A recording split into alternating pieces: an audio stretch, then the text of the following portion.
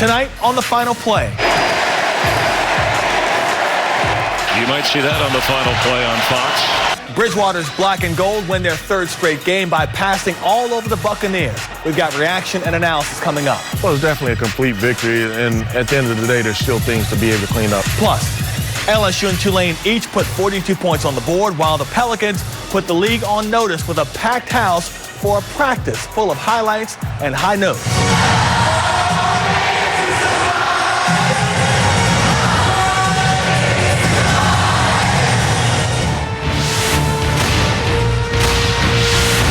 From Fox 8 Sports, this is the Final Play, sponsored by your Southern Quality Ford dealers, built Ford tough, and by Ron Austin Law. Welcome into the Final Play. I'm Juan Kincaid, back home inside the Superdome and looking for their third straight win. The Saints have handled the loss of Drew Brees way better than expected. And today, his backup, Teddy Bridgewater, handled the Tampa Bay defense better than expected as well. Sean Vazan gets us started tonight. In their first divisional matchup of this 2019 season, the Saints flexed their NFC South muscle on Sunday. With a prolific offense and a stifling defense, they beat up the Buccaneers 31-24 to improve to 4-1. Big win for us. Talk about a win in the division. Talk about our week of preparation leading up to today. It was a great week. Coach talked about playing with energy, playing this game off emotion, and having tempo. I think we did a good job of doing that today. And it was Teddy Bridgewater calling the shots. His third start, number 5 undoubtedly played his best game in black and gold. Bridgewater dealt dimes all day long. He finished 26 of 34 for 314 yards with 4 touchdowns and an interception. And after each score, the Who Dat Nation in attendance expressed their appreciation with chants of Teddy. The stats mean nothing to me. You know, that's the individual goal. You know, I play this game, you know, it's a team sport. And, you know, the best feeling about today was running off the field, running in this tunnel, seeing the smiles on the fans' face, walking to this locker room, seeing the smiles on everyone's face. That's what I wake up, that's the number one thing in my mind when I wake up on game day. What can I do to help this team win a football game? Finding Michael Thomas was certainly part of that answer. Thomas was unguardable Sunday. 2 of Bridgewater's 4 touchdowns went to him, and he finished with 11 catches on 13 targets for 182 yards. But Thomas wasn't the only player to get in on the offensive attack. Jared Cook got a much-needed big day when he finished with 4 catches for 41 yards and a touchdown. Particularly in man, you know, with my speed and my size, you're able to get those create matchups against the smaller corners and the smaller safeties in the secondary. So it's just all about getting open the best you can. Defensively, the Saints were constantly on the attack. They beat up the Bucs offensive line and got after Jameis Winston, sacking him 6 times. 2 came from second-year pro Marcus Davenport. I'm just trying to play my game, you know, keep it consistent, keep my mind focused, and just trying to be the same me, but better each week. On the back end, the Saints secondary was equally dominant. Marshawn Lattimore was the shutdown corner everyone knows he can be. He completely took Mike Evans out of the game. Evans finished with 0 catches on the day. It's the next opponent I had to face, you know, so that is what it is. You know, no catches, you know, feel good, especially when you did to me at home last year. You know, it was in my mind, of course, but, you know, I won today. As did the Saints. 3rd week in a row without Drew Brees, which speaks as much about the culture of the organization as it does about any individual player. The standard is held high, and just being able to be a part of something where it's such a high standard makes you just continue to be motivated and want more and more. And to be sitting here where we are right now, you know, it speaks highly of this coaching staff, you know, everyone who's played a role in these last couple of weeks. Joined now by Fox 8 Saints analyst, Saints Hall of Famer Deuce McAllister. Deuce, NFC South opener. They came, they saw, they conquered, win 31-24. Pretty complete victory when you talk about the offensive big plays and defensive big plays today. Well, it's definitely a complete victory, and at the end of the day, there's still things to be able to clean up. You know, offensively, there's probably at least 50 to 75 yards out there for you to be able to gain, and probably another 7 to 10 points for you to be able to have. Defensively, even though you had 6 sacks, you probably could have had 8 sacks, you know, and you negated 2 turnovers, one because of a delay of game, the other one because of a penalty as far as holding. So things to clean up. Late, I know you had some young guys in. They were able to prolong a couple of drives. This game gets a little bit closer than it should have been, but, I mean, you held an offense that put up 55 points last week. You held them not only, you probably could have had them under 200 yards if it's not for that last garbage drive. But, really complete game. Some things to fix on the punt return game. Yes. I mean, you can't have those things as far as the drops, the muffs, the turnovers. They have to get that cleaned up. But, I mean, a pretty complete game for this unit. We'll get to defense and special teams in a minute, but I want to talk Teddy Bridgewater because the criticism all last week was, I guess, conservative, not being able to push the ball downfield. He did that today, and look, they went up against the 31st ranked pass defense in the NFL, so we were all kind of talking before the game. If not today, then when? He answered the bell, not just completing passes, but making big plays with his arm. Yeah, I think there was, 6 plays of 15 or more yardage for him, and so, there was a couple opportunities not only to get Michael Thomas involved. I think he was to the tune of 180, 182, somewhere in there, north of 180 yards, but you were able to get Jared Cook involved, and so the one thing that you saw with Teddy today was him be able to spread the football around, but you saw the confidence, and I think that was probably the biggest thing for he was to play with confidence. And look, you were able to go over 100 yards rushing the football. That was one of your goals, but to be able to go over 300 yards passing, that's really, a testament to work that they were able to put in. I think it was 2015 maybe the last time he had a 300-yard day, so it was. Obviously an excellent effort by him. The Bucs defense, with Todd Bowles, a lot of different looks, a lot of pressure, but I underestimated how much man coverage that they play. It looked like Michael Thomas was open all day, and at no point did it really feel like they were giving the guy guarding him a lot of help. Well, they didn't roll a safety as much as I thought they would, but what hurt them was when Carlton Davis got thrown out of, he was ejected and he couldn't come back in. Vernon Hargraves is a good player, but he's a slot corner. And he's listed as 5'10", 204. He's probably about 5'9"-ish, probably about 190, 195. It's a mismatch with Michael Thomas, and the Saints took advantage of it whenever they really wanted to. Other side of the ball, I think we're starting to see the makings of a very good to great defensive line. 6 sacks today, constant pressure, frustrated Jameis Winston. This defensive line is starting to look special. They were able to get pressure without sending extra guys. When you can get pressure sending 3 guys, when you can get pressure sending 4 guys, that tells you a lot. And so a couple times, yes, they were covered sacks, but Jameis was always on the move, and you knew if you flushed at him, you would be able to get after them. Their best receiver, Michael Evans, did not have a catch. Marshawn Lattimore did an outstanding job. When they rolled coverage, they took advantage of it. Godwin hit you for a couple receptions, but it wasn't anything that hurt you. Just a really good overall job by that defense, and particularly up front. I'll say it again. This team is going to win a lot of games with the defensive line playing that well. When you have that style of a defensive line up front that can attack, certainly it can lead to a lot of victories. Want to get your response to this. Alvin Kamara had a throw today, not just a catch or not just a run, but a throw. When was the last time you threw a pass in the game? I think I know it was against the Atlanta Falcons, the last completed one. I had a couple that were incomplete, but was able to throw a touchdown to Willie Jackson against the Atlanta Falcons out in Atlanta. So, it was a kind of for them what the Saints did. It was kind of a power play. Alvin fades, and he's got to get that ball up. Josh ended up belling him out, but if Alvin gets that ball up, obviously it was 3rd down. They converted. Josh didn't have to slide and catch it. So. Three guys completed a pass for the Saints, and that's pretty impressive. You saw Sean, not deep in the playbook, but Sean was able to keep him off balance and really just spread the love around. It really was, and it was a great effort from the players and the coaching staff. It all added up to a great win for the Saints. Deuce, thank you. Appreciate it. We'll have much more Deuce for you beginning tomorrow morning at 8 a.m. with his Black and Gold Rewind. Later in the day, you'll have his 2-minute drill at 5 o'clock, and we'll wrap up Monday night with the Black and Gold Review Show. So get those questions in right now using the Final Word feature on the Final Play app. We are fast out of the blocks here on the Final Play tonight. Coming up, more on the Saints from the Dome as Chris Hagan runs down the day that Michael Thomas had. And later, it was another successful Saturday for our college football teams. We'll go around the boot for a complete wrap-up.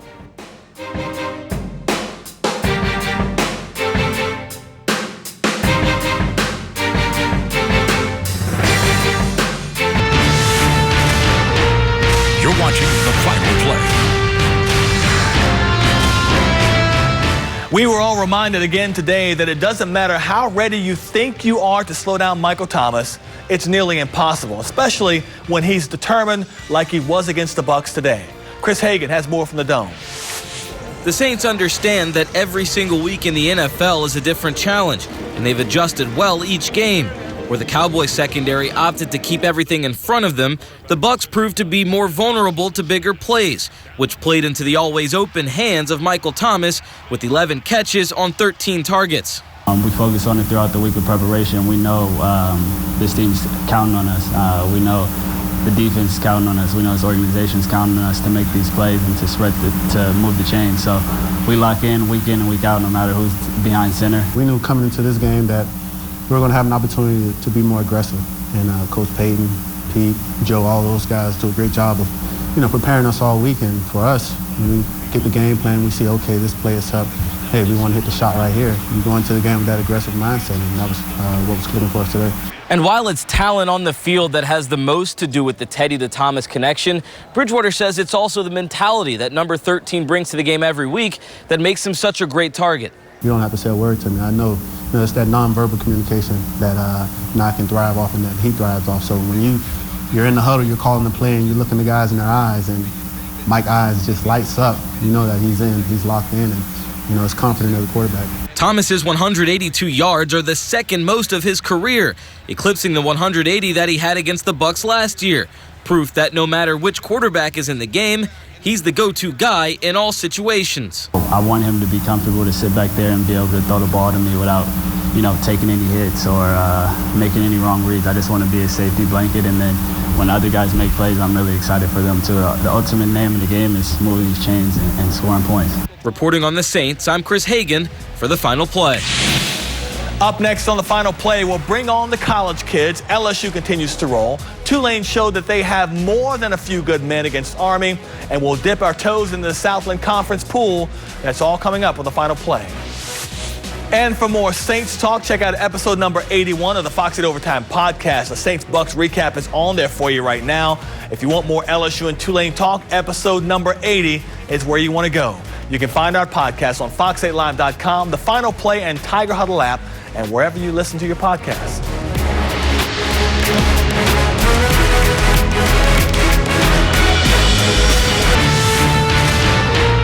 You're watching the Final Play. It was another Saturday of winning football for our college teams. Up in Baton Rouge, the time off was brushed off by the LSU Tigers, who, despite the slow start, had plenty in the tank to blow past Utah State. Garland Gillen was there.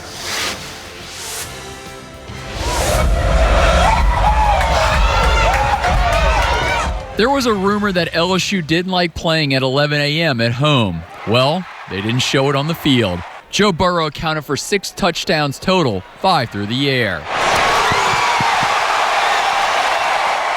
We can be as good as we want to be. The only teams that can slow us down are us. And, as long as we don't turn the ball over in SEC play, we'll be fine. We're not taking care of the football on offense like we did last year. So we got to go back to our drills and look at them. And obviously, Joe's going to be upset. He won't think he played very well. I think he did. And but that's going to keep him hungry for next week. Utah State entered the contest averaging 38 points. They left Tiger Stadium without a touchdown. Yeah, phenomenal play, phenomenal athlete, one-on-one. He was the top player in the nation coming in and recruiting, and Corey's done a great job recruiting him and coaching him. And Derek is a big talent. But I thought we were tighter on our coverage. In fact, I know we were. And the thing, I think that we had a better pass rush today. The guy didn't have all day to throw the football. We did pretty well. We made the tackles when they came to us. We made plays when they came to us. We did, made most of our opportunities. So it was an overall great game for us. Character, maturity, poise. Got to give a credit to our coaching staff. It was a hard-working coaching staff. They're in there day and night. We have a system. Our guys are believing in our system. But let me say this to you, we're going to get tested. All right, now joined by Brody Miller of The Athletic. All right, morning game, but LSU responded. We heard about this warp speed offense by Utah State. LSU defense shut that down. Yeah, they shut it down. They held them to, I think, 159 total yards of offense. I mean, they shut them down the line of scrimmage. They shut them down in the secondary. I mean, the biggest question mark on this team was the defense, and for good reason. They looked very shaky the first 4 games. Their tackling looked better. They got better pressure, and they're still playing without, Rashard Lawrence and Glenn Logan and Michael Divinity. I mean, it's only a defense that's going to get better, and I think a big factor in why they look better, I'm curious your thoughts on, is that they controlled the clock and held the ball longer and gave them some rest. Yeah, methodical play by the offense of LSU. We're used to them just throwing all over the yard. They flipped the script on us. They ran the ball a ton, and that kept LSU's defense off the field. Worked perfectly for Orgeron and his team. Absolutely. So it looked like it was a mix of 3 different things, really, right? They wanted to control the ball. They wanted to be able to, give the defense some rest. But also Utah State was very focused on stopping the pass. They were only putting 5, sometimes 6 guys in the box, and they just had rushing numbers. So they were able to go off and run for about 5 yards per carry. I think they had 248 total. I mean, they pounded the ball, and that hasn't been a strength for the offense. It's been Joe Burrow or bust at times for this offense. So to be able to prove against, by the way, not a bad Utah State defense. They're top 40 in most metrics. I mean, it's a solid Utah State defense, and they proved they can do this, which to me proves this is a relatively complete team. They can throw the ball. They can run the ball, and now it's a relatively good defense. And you talked about throwing the ball. Terrace Marshall's out until possibly November. Derek Dillon, where have you been? We haven't seen you since Auburn last year.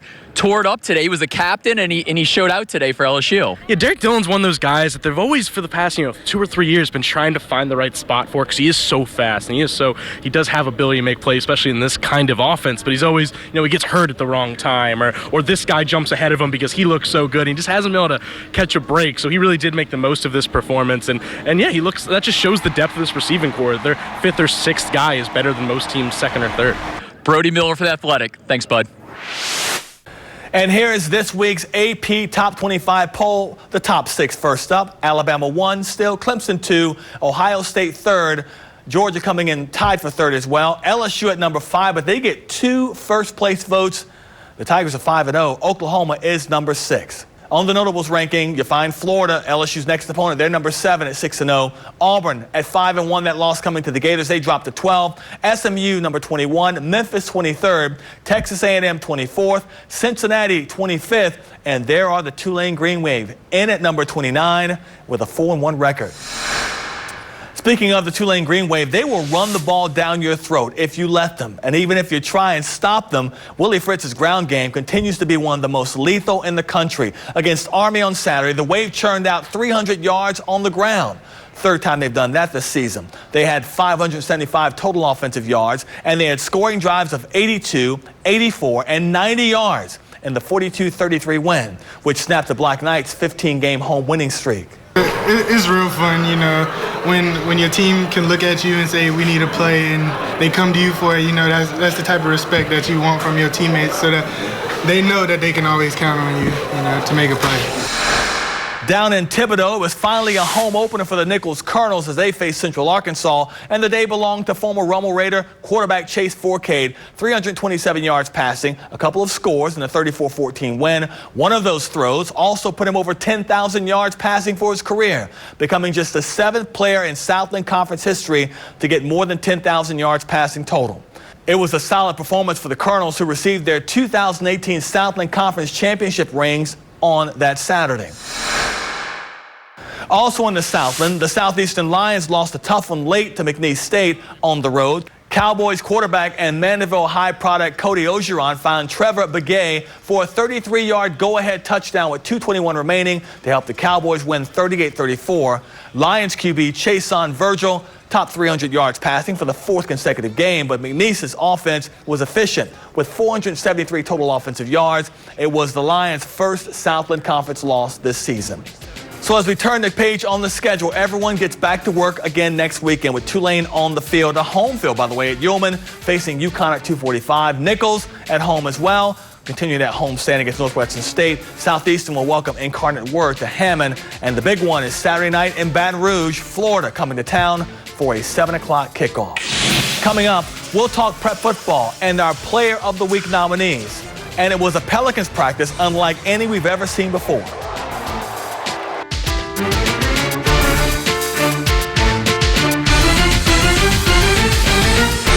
Time now for your play of the week. Sponsored by Ron Austin Law. Our play of the week comes from the Mandeville Slidell game, and audible at the line by Skippers quarterback Devon Tott. And he goes up top to wideout Will Shepard to put Mandeville's contest against Slidell out of reach. The Skippers making a serious statement in District 6-5A thanks to this duo's quick thinking and quality connection. It's our play of the week. And here are our Prep Football Player of the Week nominees. Lakeshore QB and linebacker Christian Westcott, 3 touchdown throws, rushing touchdown, also intercepted a pass for a touchdown against De La Salle. Slidell running back Harlan Dixon, he's pretty good, 324 yards total offense, 3 touchdowns against Mandeville. And De La Salle running back Montrell Johnson, he carried the ball 17 times for 285 yards, 2 more scores against Lakeshore. To vote, log on to fox8live.com/player. Voting begins Monday and closes on Wednesday. It was only a practice, but it was the most anticipated practice in the young history of the Pelicans. And Chris Hagan was there to take it all in.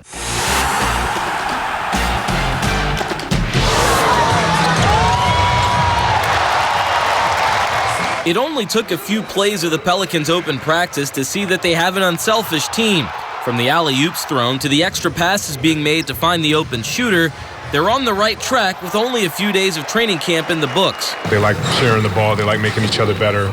And I think sometimes it's hard to find that in a group. And these guys seem to have found it pretty early. So hopefully that continues the further we go. But we have a coaching staff that's done a really nice job implementing that and saying play, share the ball, play without the ball, play hard, compete. But even as quickly as this team's coming together, there's still a lot of work to be done in the process of preparing for the regular season, especially when you consider that only 5 players are back from the team that played in this building a year ago. We have a very young group in a very difficult Western Conference. So for us, it's let's slow down and let's get better.